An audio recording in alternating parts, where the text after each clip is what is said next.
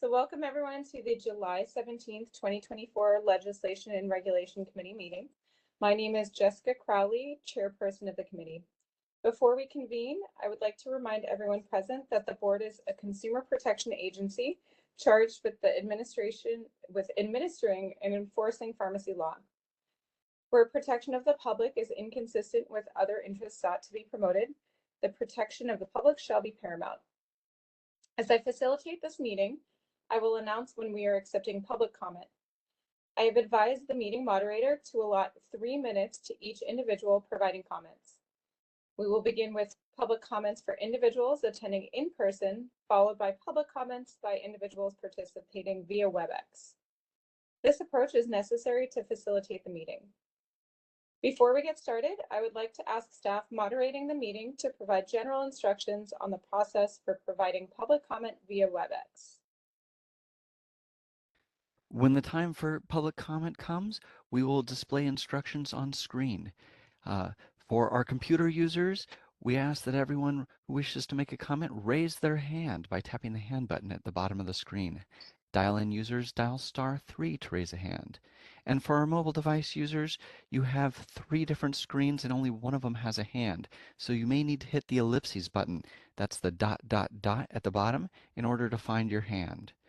As stated, you'll be given 3 minutes to speak, and I'll give you a 10-second warning before your time expires. Thank you very much. I would now like to take a roll call to establish a quorum. Trevor Chandler, don't believe he's here today. KK Jha. Licensee member present. Thank you. Maria Serpa. Licensee member present. Thank you. Nicole Thibault. Licensee member present. Thank you. And I am here. A quorum has been established. Members, we have a full agenda for our meeting today. I ask everyone participating today to be respectful of the work before the committee. We encourage participation by members of the public throughout our meetings at appropriate times.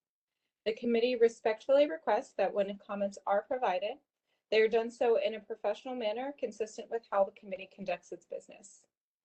Finally, before we move to the next agenda item, I'd like to remind committee members participating via WebEx to please remain visible and on camera throughout the open portion of today's meeting.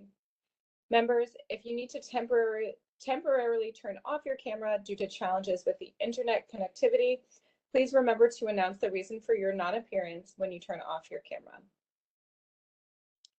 I will now ask the moderator to open the line for individuals to provide the opportunity to provide public comment. You are not required to identify yourself, but may do so. I would like to remind everyone that the committee cannot take action on these items except to decide whether to place an item on a future agenda. Members, following review of the public comments for this agenda, I will ask members to comment on what, if any, items should be placed on a future agenda. As a reminder, this agenda item is not intended to be a discussion, rather an opportunity for members of the committee and members of the public to request consideration of an item for future placement on an agenda, at which time public comment may occur. Discussion may occur. Are there any members of the public in the Sacramento location that wish to provide public comment for items not on the agenda? And maybe you can let us know if there's anyone in person in Sacramento. There is no one in person in Sacramento.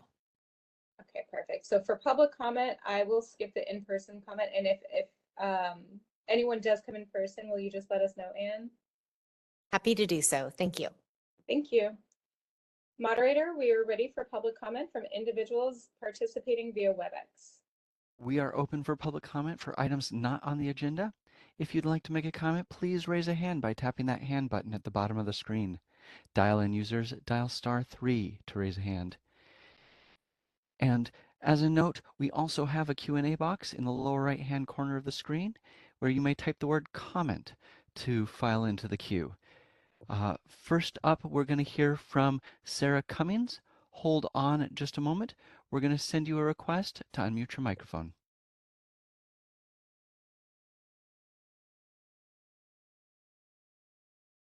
Opioid stewardship pharmacist at UC Davis. Can everybody hear me okay? Yes, go Yes, ahead. we can hear you. Today, I come before you to ask the board to clarify which California laws prohibit methadone dispensing from inpatient hospital pharmacies to patients under the new DEA 72-hour rule that was recently updated in 2022. Specifically, there is a California law, BPC 4126.5, that states a pharmacy may furnish dangerous drugs only to a patient or to another pharmacy pursuant to a prescription or as otherwise authorized by law. We request the board to comment if the new DEA exception 21 CFR 1306.07 qualifies as otherwise authorized by law under the BPC 4126.5. Additionally, we request the board to comment if dispensing from a hospital will be permitted under Assembly Bill 2115 if and when it is passed in the Senate. Thank you very much for your comments. All right. Next, we're going to hear from Stephen Gray. Hold on just a moment. We're going to send you a request to unmute your microphone. For the future committee agenda, I'd like to request a status or a discussion on a regulation that was formally proposed. It was regulation 1709.1, and I don't see it on today's agenda, and I don't see it in the materials as to what the status was. So that regulation was about PIC qualifications, et cetera. And I'd like to just put on the agenda for next time for you. Maybe it's been withdrawn, but it doesn't show in today's materials that it was withdrawn. So just, what is the status of that? If you could report that on the future agenda. Thank you. Thank you for your comments. And that was our last request for public comment. Great, thank you. I will now bring it back to the members to discuss. Members, are there any items you'd like to see on a future agenda? I'm not sure, at least for the first comment, if this is the right committee, but maybe Anne can give us some insight on, or staff, on how or if that first question can be answered. I'm not sure if they should reach out in a different forum to try to clarify. With the committee's indulgence, staff would like to be able to confer with council before we give guidance to the chair of the committee for potential future action. Perfect, thank you.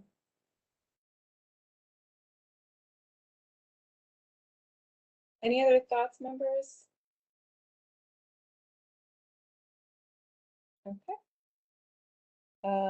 So I would say, at least from my perspective, I'm not sure how other members feel, but I would be okay with staff working with council to determine the best course of action on how or if that question should be answered in a public forum or whether or not people should be reaching out.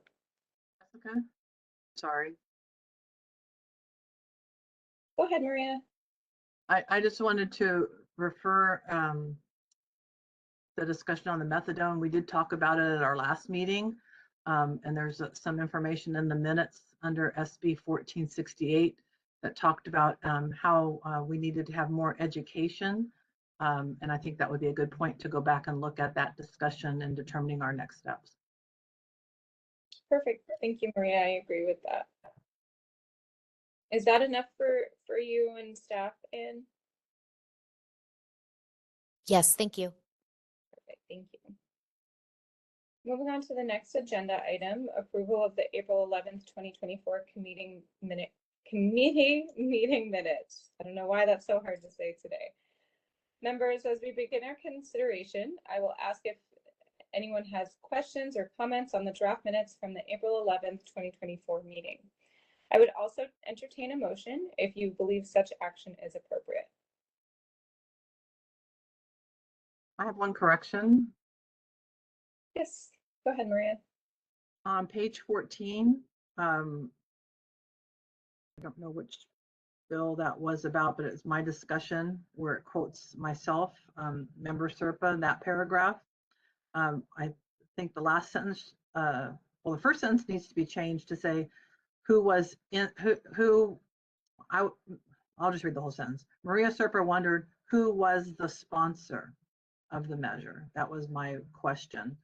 And then the last sentence should be changed also in that it should say, Dr. Serpa thought oppose unless amended position would be better versus oppose, since the concept of changing ratios is acceptable. Just the number suggested is too high. So I could type that up and send it in, or rewrite it or reread it depending upon what staff need. Thank you, Maria. Staff, do you have any preference on how to correct Maria's Yeah, comment? so yeah, we think that we have it correct, but we can listen to the WebEx as well to make sure that we have the records correct and run it past Dr. Serpa. Thank you. Perfect, thank you. Maria, with those corrections, are you comfortable making a motion to approve the minutes? Sure, I move to accept the draft minutes from April 11th, 2024 with the correction indicated. Thank you. Any seconds? This is Nicole. I'll second. Great, thank you, Nicole.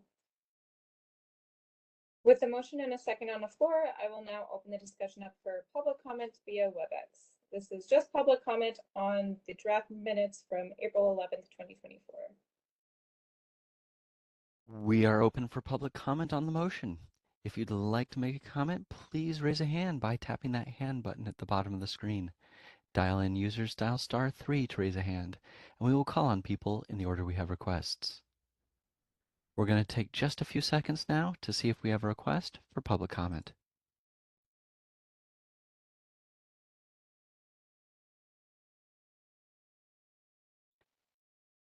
Seeing no request for public comment, do you wish to continue with the motion? Yes, thank you.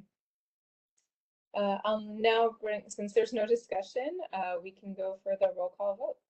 KK, how do you vote? Yes. Thank you. Maria, how do you vote? Yes. Thank you. Nicole, how do you vote? Yes. Thank you. And I vote yes, the motion passes. Agenda item 4, discussion and consideration of pending legislation impacting the practice of pharmacy, the board's jurisdiction, or board operations. Members, there are a number of measures included on the agenda today for our discussion. Having already passed several legislative deadlines, the legislature is currently on summer recess and reconvenes August 5th. Also, while discussing each of the proposals, a number of the proposals included on the agenda have been previously discussed. The meeting materials will note the board's position.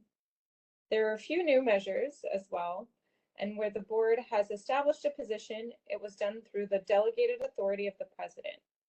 I will highlight those measures as well. There are a few measures that are no longer included as they did not meet legislative deadlines, including Assembly Bill 3026 and Assembly Bill 3146.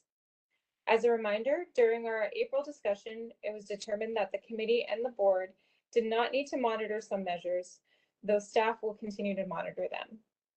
As an example of such measure, Assembly Bill 82 related to dietary supplements for weight loss and over-the-counter diet pills is one of those. Specifically related to AB 82, the measure continues to move and will be considered at Senate Appropriations Committee on August 5th. Members, do you have any questions or comments before we proceed? Perfect, hearing none. The first measure we have is Assembly Bill 164, Committee on Budget 2024 State Government. This first measure for our consideration is AB 164 and is a companion measure to Senate Bill 164 contains similar provisions. Sorry about that. Neither measure was previously considered by the committee or the board. I included this measure on the agenda to ensure the board and the board's regulated public are aware of a change in the annual cures fee. Specifically, as chaptered, the cures fee will increase from $9 annually to $15 annually. Given this legislation, as an example, a pharmacist will be assessed a $30 cures fee each renewal cycle, beginning with licenses that expire on or after July 1st, 2025. As I stated, no action is required. Members, do you have any questions or concerns about this measure? Hearing none, moderator, we're ready for public comment via WebEx. We are open for public comment via WebEx. If you'd like to make a comment, please raise a hand by tapping that hand button on the bottom of at the bottom of the screen. Dial in users dial *3 to raise a hand. And as a reminder to our mobile device users, if you're having trouble finding that hand button, you may need to hit the ellipses button. That's the ... at the bottom, and cycle through 3 different pages. We also have a Q&A function in the lower right-hand corner of the screen where you can type the word comment and send that comment to all participants. We're going to take just a few more seconds to see if we have a request for public comment.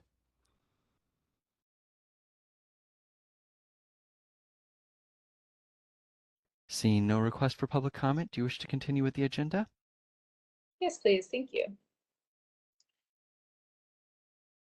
Assembly Bill 1842, Health Coverage Medication-Assisted Treatment. This measure would prohibit a healthcare service plan or health insurer from requiring prior authorization or step therapy for naloxone or other opioid antagonists approved by the FDA, or a buprenorphine or long-acting injectable naltrexone for detoxification or maintenance of substance use disorder. The board established a support position on this measure. As I noted during the April 2024 committee meeting, the board has a long history of supporting measures that facilitate better access to naloxone and other medication-assisted treatments. Members, I believe the board's current support position remains appropriate. I do not recommend any changes.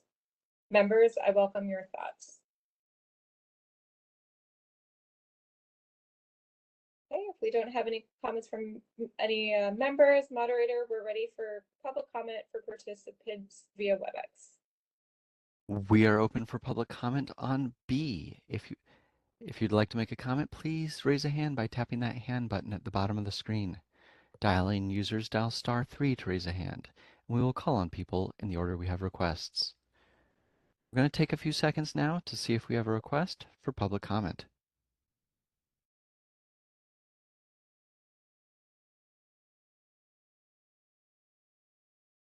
Seeing no request for public comment, do you wish to continue with the agenda? Yes, thank you. Moving on to the next agenda item, Assembly Bill 1902, Prescription Drug Labels Accessibility. Members, AB 1902 would require pharmacies to provide translated directions for use on prescription labels under specified conditions, and further would require a pharmacy to provide a person at no additional cost an accessible prescription label that, among other conditions, is appropriate to the disability and language of the person making the request through the use of audible, large print, braille, or translated labels. As amended, this measure would not apply if the dispenser is a veterinarian. As a reminder, the board previously considered this measure and determined a position was not appropriate. As I shared during the April 2024 meeting, the policy goals of the measure are laudable. The measure enjoys broad support. According to recent Senate floor analysis, the measure has no opposition on file. Members, I recommend that the board continue to monitor this legislation. Are there any comments from members? I just wanted to reiterate the discussion from our last meeting. I agree with the position of none, but that we watch this closely because I'm not sure what the language means. It says that the directions would be the directions used on the prescription labels in a language made available to the board. That's not really clear what that means. And I don't want that to require the board to have lots of extra work. I mean, we don't need a whole library. So I think if this moves ahead any more, we need to really understand what that means and what's coming to the board. Thank you, Maria. Yes, I agree. I think this is definitely an important piece of legislation. Logistically, I'm not sure how it will work out. I think there are some limitations, especially for software systems, etc. But I think that every single patient deserves to be able to read their medication, understand it, however available. So I agree. I think a watch position at this point is, or no position rather, is appropriate. Any other member comments? Okay, hearing none, moderator, we're ready for public comment via WebEx. We are open for public comment on 4C as in Charlie. If you'd like to make a comment, please raise a hand by tapping that hand button at the bottom of the screen. Dial in users, dial *3 to raise a hand, and we will call on people in the order we have requests. We're going to take just a few seconds now to see if we have a request for public comment.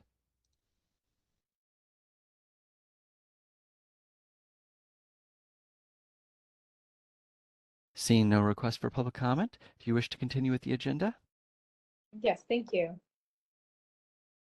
Members, as amended, AB 2115 would authorize a nonprofit or fee clinic to dispense a Schedule II controlled substance for the purpose of relieving acute withdrawal symptoms while arrangements are being made for referral to treatment. The measure would also make changes to narcotic treatment programs. The measure was recently scheduled for a hearing during the Assembly Business and Professions Committee on April 16, 2024. The board has a support position on this measure. The measure has been amended twice since our last review, and it is my understanding that those amendments, in part, were to clarify the measure and address concerns from other stakeholders engaged in the process. Amendments include a requirement for a clinic, when applicable, to establish policies and procedures in specific areas as related to clinic dispensing of narcotic drugs, consistent with the authorities being established. I believe the board's support position remains appropriate and do not recommend any action. Members, I welcome your thoughts on this measure. Okay. Seeing none, moderator, we're ready for public comment via WebEx. We are once again open for public comment via WebEx. If you'd like to make a comment, please raise a hand by tapping that hand button at the bottom of the screen. Dial in users, dial *3 to raise a hand, and we will call on people in the order we have requests. And our first request comes from Sarah Cummings.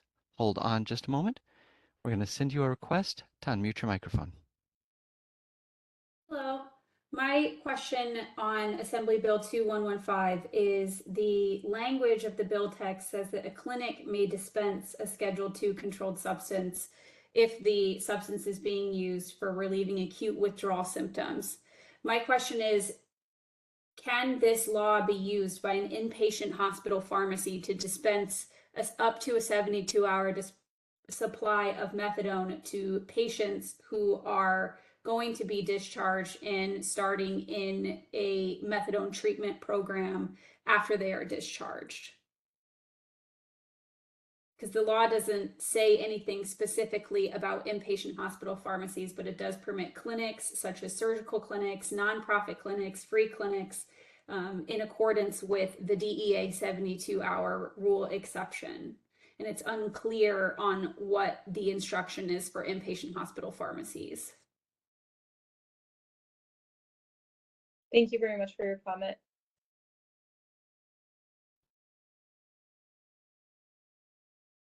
Looking around, that appears to be our only request for public comment on this item. Great, thank you. Members, having heard public comment, do you have any final thoughts on this measure? Okay, and in the meantime, I'm sure Ann and staff will work with council to figure out how to address the questions that came up regarding this and the original agenda item being requested previously. Moving on to the next agenda, or next measure, AB 2169 rather would authorize a healthcare professional to request authority to adjust the dose or frequency of a drug to meet specific medical needs of the enrollee without prior authorization under specified conditions, including that the dose has not been adjusted more than 2 times without a prior authorization. As a reminder, the board has a support position on this measure. The measure has not been amended since we considered it. It is scheduled to be considered during the August 5th, 2024 Senate Appropriations Committee. Members, do you have any comments about this measure? Seeing none, moderator, we're ready for comments from participants via WebEx. We are open for public comment on AB 2169. If you'd like to make a comment, please raise a hand by tapping that hand button at the bottom of the screen. Dial-in users dial *3 to raise a hand. We will call on people in the order we have requests. We're going to take just a few seconds now to see if we have a request for public comment.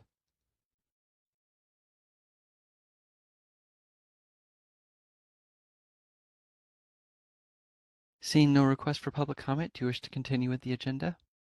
Yes, please. Thank you. Members, Assembly Bill 3063 is similar to AB 782 from last year.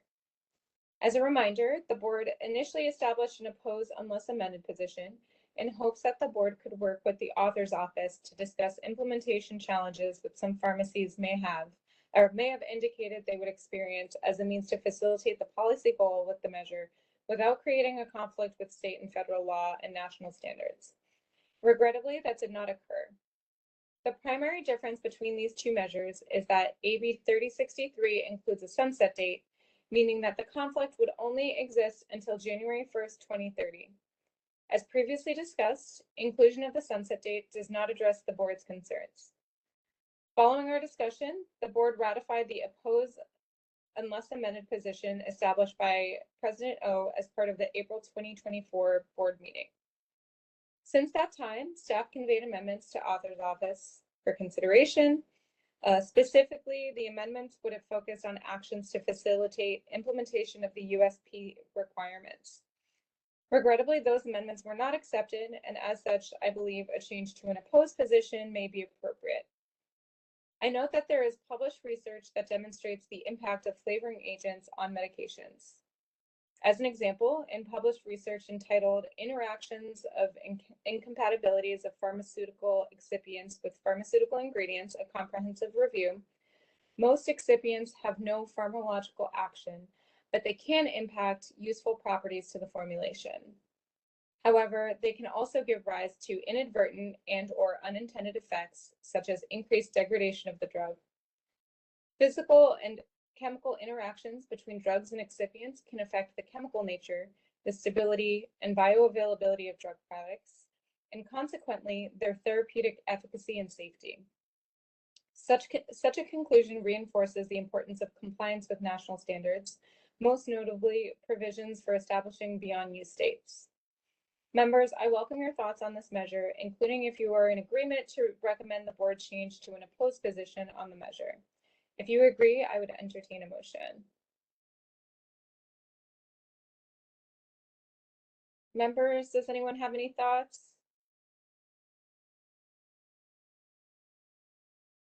Jesse, I'm disappointed that the author's office did not take our very minor amendments that would actually help the licensed public.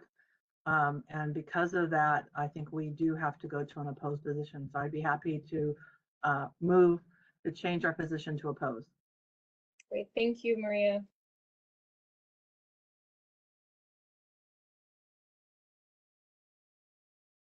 Do we have a second from either Nicole or KK?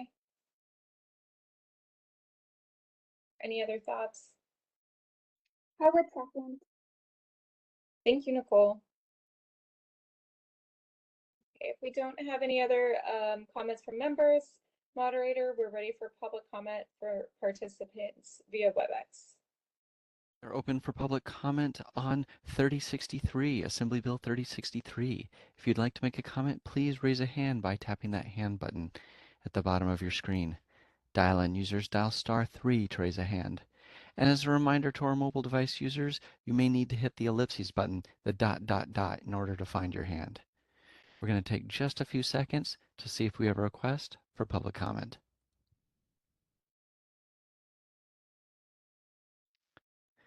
Seeing no request for public comment, do you wish to continue with the agenda? Yes, please. Thank you. Since there is no public comment, I will now take a roll call vote. KK, how do you vote? Yes. Thank you, KK. Maria, how do you vote? Yes.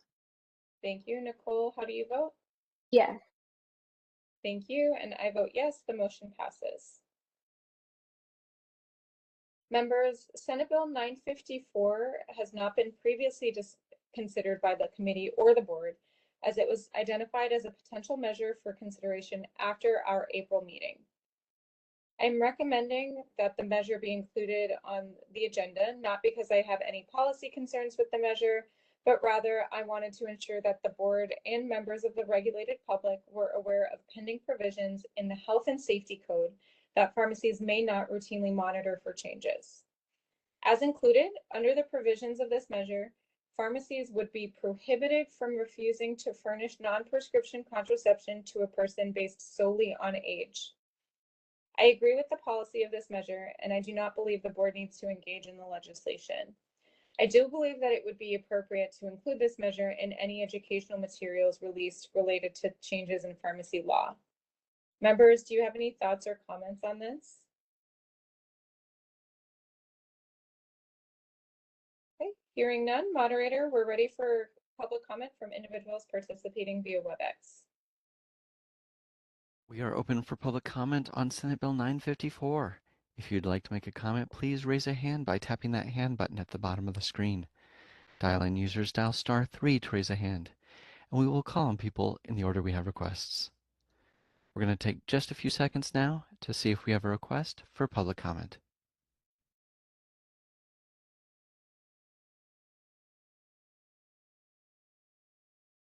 Seeing no request for public comment, do you wish to continue with the agenda?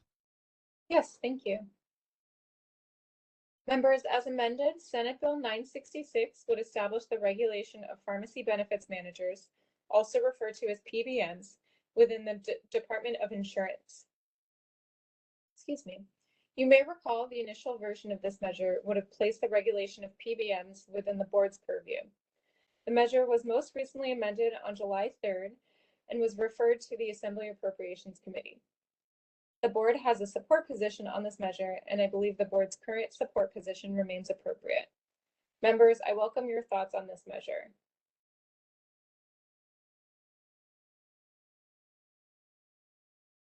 Okay, hearing no comments from members, moderator, we're ready for public comment via WebEx. We are open for public comment on 966. If you'd like to make a comment, please raise a hand by tapping that hand button at the bottom of the screen. Dial-in users dial *3 to raise a hand, and we will call on people in the order we have requests. We're going to take a few seconds now to see if we have a request for public comment.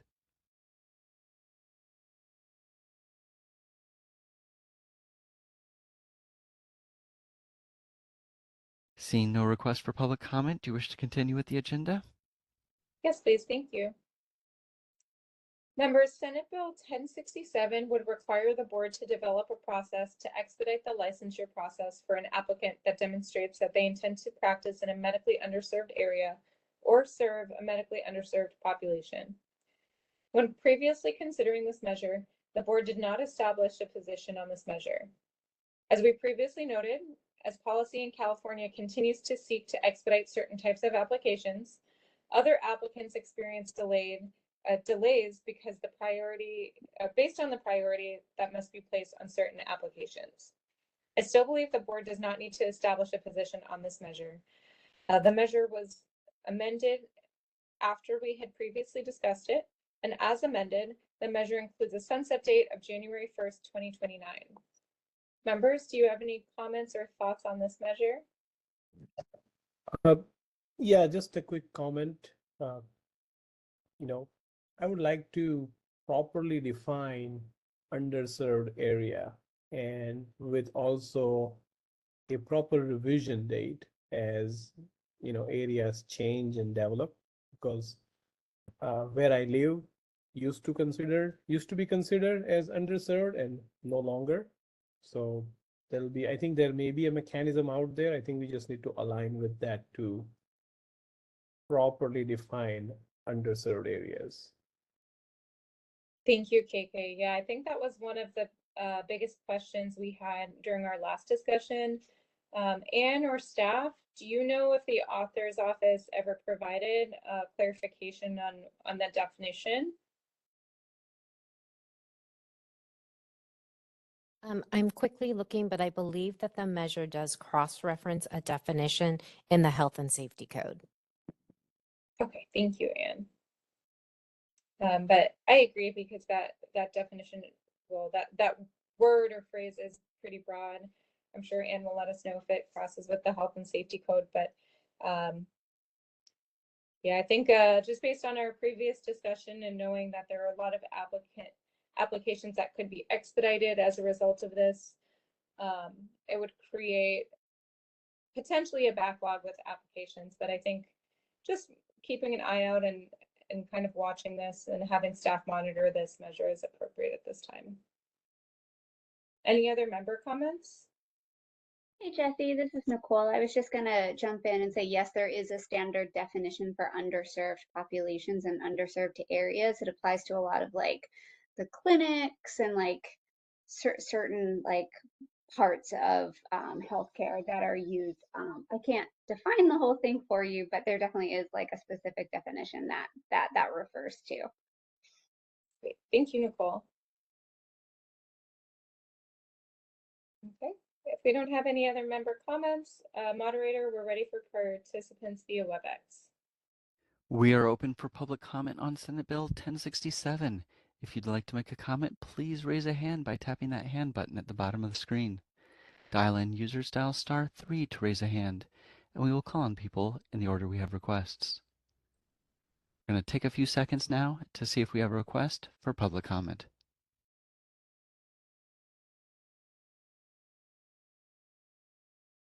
Seeing no request for public comment, I think we're ready to continue. Perfect, thank you. Members, the committee and board did not previously discuss measure Senate Bill 1089 as it was identified in advance of notice requirements. As indicated in the meeting materials as related to the board's regulated public, this measure would require a pharmacy to provide advance notice of closures to employees and specified agencies. Through his delegated authority, President O established a support if amended position requesting the board be included on the list of agencies that receive notification of closure. I note that the amendment sought is consistent with the board's policy in this area, where the board is seeking amendment to regulations to require such notification. I am pleased to report that the author accepted the board's amendment, and the board is now included as one of the agencies to receive such reports under specified conditions. Given this change, I believe it is appropriate to change the board's position to support. Members, as I open for discussion, I welcome your comments and would also entertain a motion, such as recommending that the board update its position to support if you believe such action is appropriate. Hey Jesse, this is Nicole. My question, maybe this is overly simple, but this is just like a permanent closure of a pharmacy? That's what this is referring to? That is a good question. Anne or staff, do you know if this applies only to permanent closures or does it also apply to temporary closures? Hi, Jesse. This is Shelley. It's permanent closures. Thank you. Okay, perfect. That's helpful. Yes, I would move to change the board's position to support. Thank you, Nicole. Just a question on that again. That will be a voluntary permanent closure, correct? Not pursuant to a disciplinary action. That is my understanding, but maybe Shelley can provide some clarification on that as well.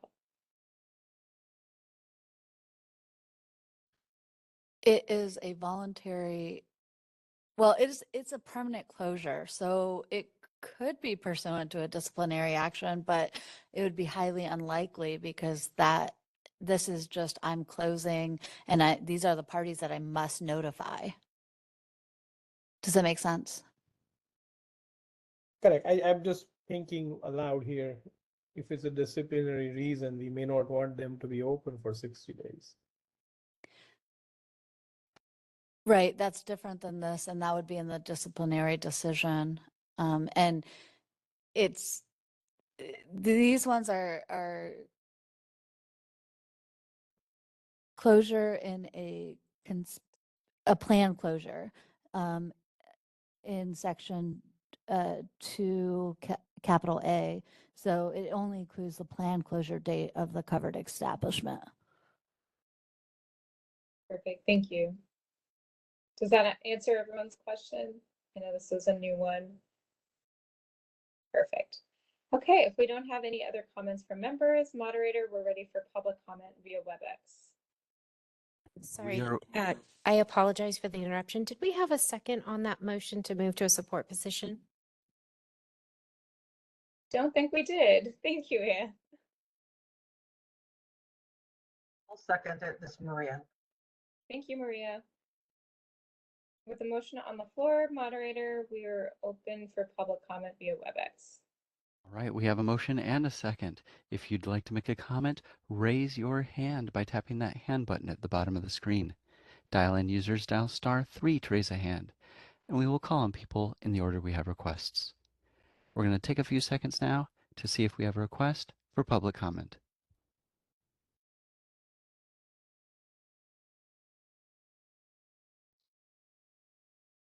Seeing no request, I think we're ready to continue with the motion. Great, thank you. If there are no additional comments, members, I'll take a roll call vote. KK, how do you vote?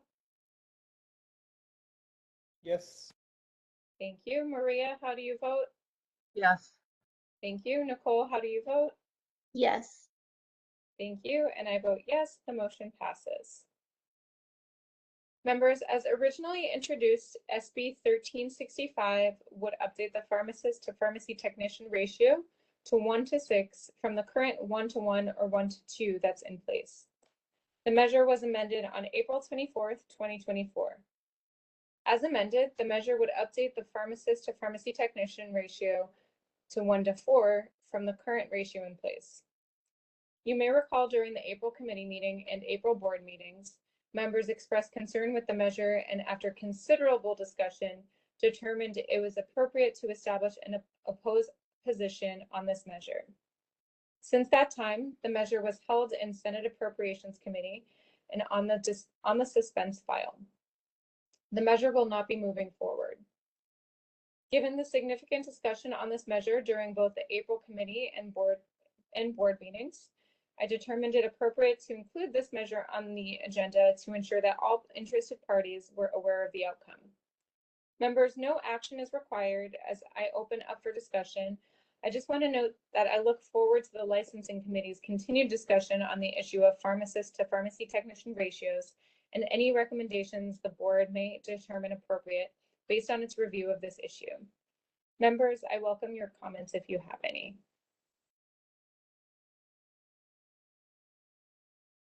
Okay. Hearing none, moderator, we're ready for public comment via WebEx. We are once again open for public comment.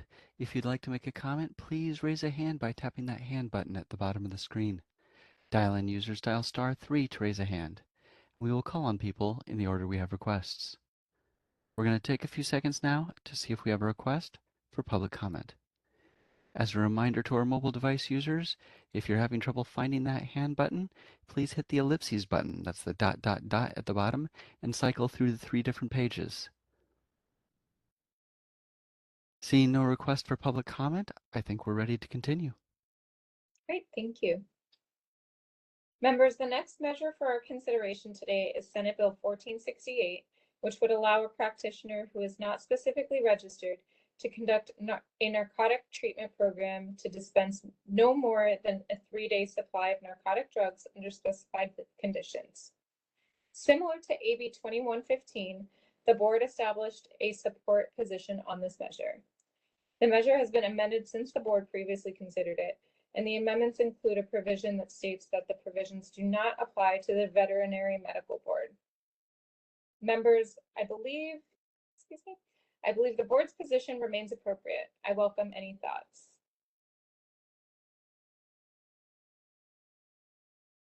Hearing none, moderator, I think we're ready for public comment via WebEx.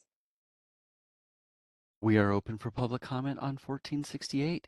If you'd like to make a comment, please raise a hand by tapping that hand button at the bottom of the screen.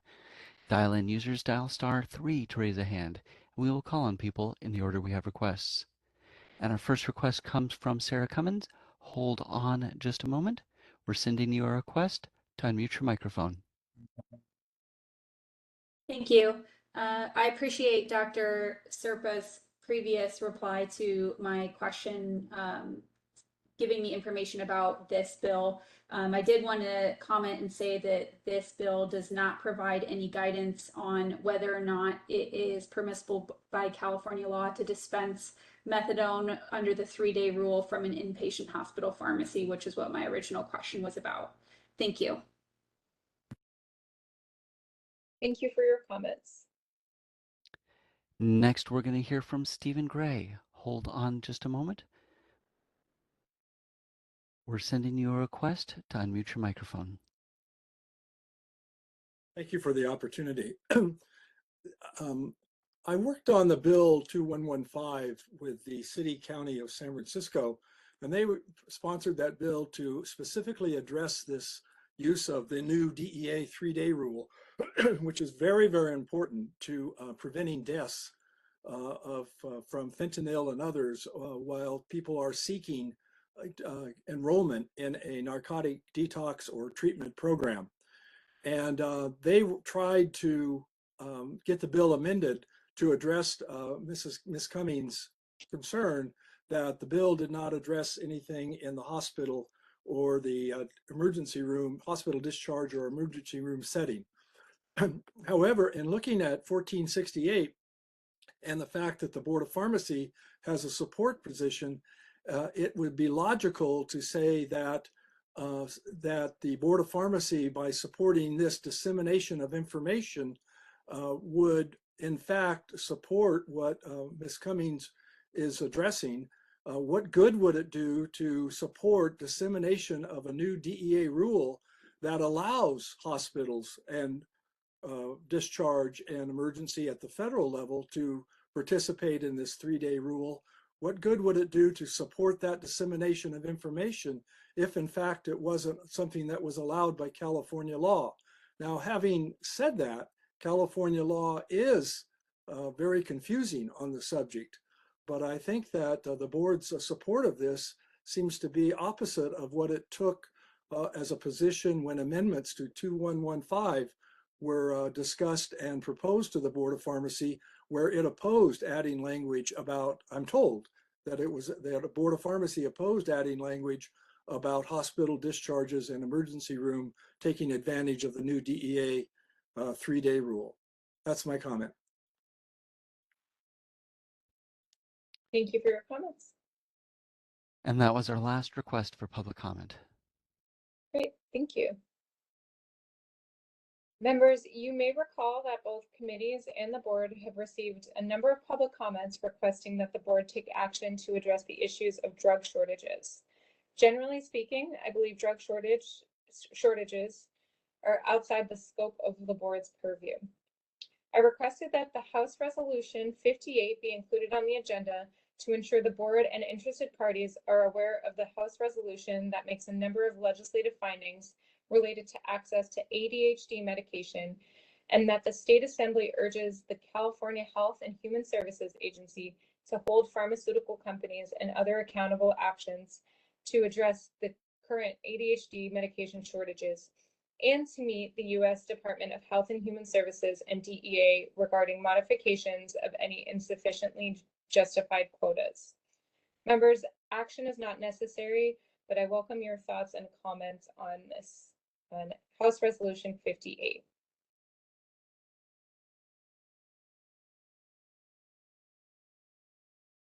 Okay. Hearing no comments from members, moderator, we're ready for public comment via WebEx. We are open for public comment via WebEx.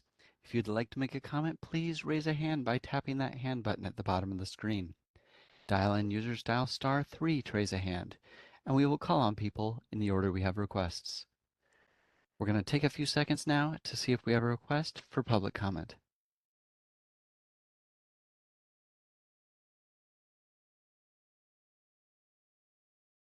Seeing no request for public comment, I think we're ready to continue. Thank you. I'll now move on to the regulations portions of my report. Members, all items included in the regulations portions of the report are for information only. As detailed in the meeting materials and associated attachments, the board has several regulations in various stages of promulgation. I do not intend to review each, as the information is contained in the public materials. The board has 2 regulations undergoing post-adoption review by the Office of Administrative Law, including the board's CE regulations and the board's Section 100 updates to the board's fee schedule. As a reminder, this includes all fees except fees related to pharmacy technicians. As indicated in the meeting materials, the proposed fees related to pharmacy technicians are undergoing pre-notice review, along with several other proposed rulemakings. You will note that the board's proposed regulations relating to compounding, hazardous drugs, and radiopharmaceuticals are not included in the agenda. The comment periods recently closed, and those regulations will be discussed during the board meeting later this month. Because the matter is with the full board for discussion discussion is not appropriate today. Members, do you have any questions or comments on the regulations? Hearing none, moderator, we are ready for public comment from participants via WebEx. We are once again open for public comment via WebEx. If you'd like to make a comment, please raise a hand, and we will call on people in the order we have requests. Dial-in users may dial *3 to raise their hand. And as a reminder to our mobile device users, if you're having trouble finding that hand button, the ellipses button, that ... will allow you to cycle through one of 3 pages to find that hand. Seeing no request for public comment, do you wish to continue? Yes, please. Thank you. Agenda item 6, discussion and consideration of committee's strategic goals. As indicated in the meeting materials, the Legislation and Regulation Committee has 6 strategic objectives. The meeting materials include updates to the respective objectives over the past year. These updates will highlight the Board of Pharmacy, will highlight the work of the board in our policy-making efforts to protect California consumers. I note there is one objective for which there are no status updates included, which is for strategic goal 3.1 related to advocating for provider status. While there are no specific updates to provider status, I do note that passage of AB 317 provides for reimbursements under specified conditions, which is related to the policy goal of provider status. I believe the objectives remain appropriate and do not believe any changes are appropriate at this time. Members, I welcome your thoughts and comments on the strategic objectives.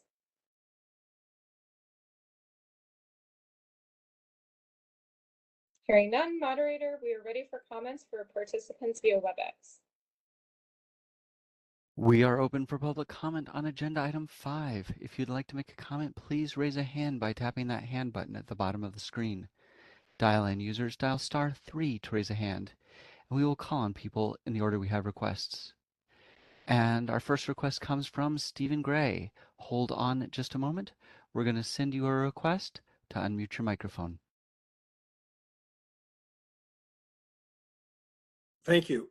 I think there needs to be a clarification on the first strategic goal, which is to, I believe that's the one regarding provider status. Let me take a look.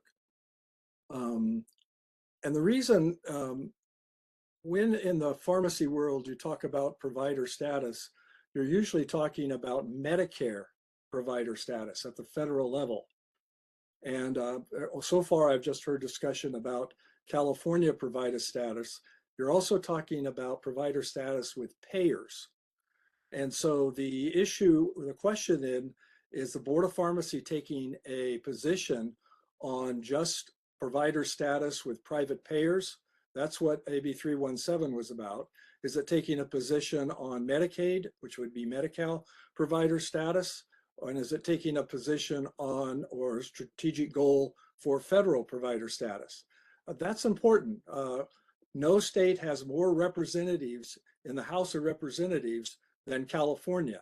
So California taking a position in support of Medicare Part B as in boy, provider status could be very influential across the country and be very helpful to many Medicare patients who want to see and have their medication managed by a pharmacist, but because pharmacists are not accepted as Part B providers, they cannot bill for their clinical and comprehensive medication management services under Medicare.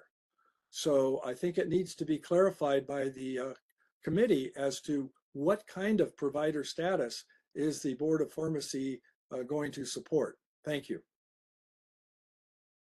Thank you for your comments. And that was our only request for comment. Thank you. Maria, go ahead. I just wanted to thank Dr. Gray for his comments, but keeping in mind that our jurisdiction and our scope of authority is to the safety of Californians and the legal and statutory requirements of the state. So while the broader discussion certainly is interesting from a pharmacy perspective, I think the strategic goal 1 talks about within the purview of the authority of the board. Thank you, Maria.